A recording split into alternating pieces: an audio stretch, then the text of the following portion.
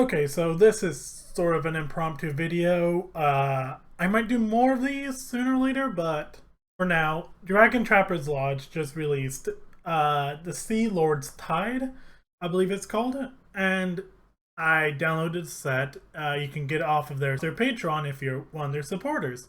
I believe it's for their Soldier tier, but you can subscribe to their Veteran tier and get both the Sea Lord's Tide and the can't remember what it's called, but some Fae themed set, which I'll be taking a look at later.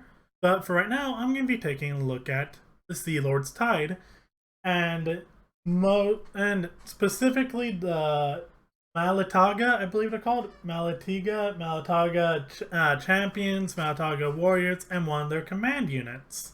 And you're wondering, okay, you're saying words right now. You said Sea Lord's Tide, so that makes me think ocean, but you haven't shown me anything yet. These. They are little shark people. And if we look over here on the desk, we'll see that I printed 6 of them. There's the champion right here, which is one of the leader units. One of the command units, which is the musician. And then 4 of the regular warriors. And here you can build one battle detachment all by itself, where you'll have your main attacking group, plus the leader being an additional unit on that grouping. So, before I continue, let's get to building.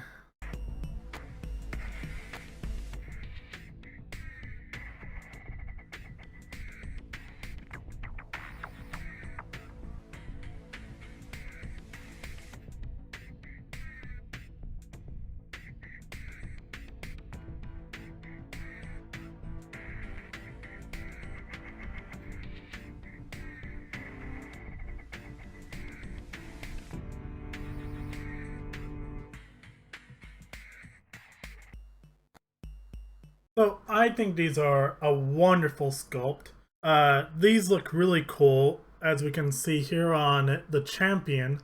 We can see some armor on him. Looks like either it's made of some kind of shell with some spikes or some wood, like some driftwood. The club he's holding may have driftwood. A shield may have something that looks like stone or coral, and that looks really cool. And then the musician here holding a little horn made out of a shell. That's a really nice touch. The club. And why? Okay, so I have mixed opinions on how some of these figures have the little impression of feet on the bases, which I guess that gives it more of a dynamic pose at times, but it makes it harder to assemble and figure out which base goes to which when you're printing them in batches. But it does allow for you to have characters like this one, where they're standing on a rock and they're just being super dynamic in their posing. That looks really cool in my opinion. And then we've got a couple warriors, which the warriors don't really have that much armor on them, but they look really cool nevertheless. Look at that muscle on them. That's going to be fun to paint. Now, you're probably wondering, okay, so does this set only have shark people? No. This set doesn't only have shark people. This set has a Sea Lord, which is a whale character. Originally comes with a hook, but you can also change it so that he's wielding water magic or has a staff. We've got some Kakamora skirmishers and some the Kakamora skirmishers and the Kakamora, which are basically, I believe, coconut.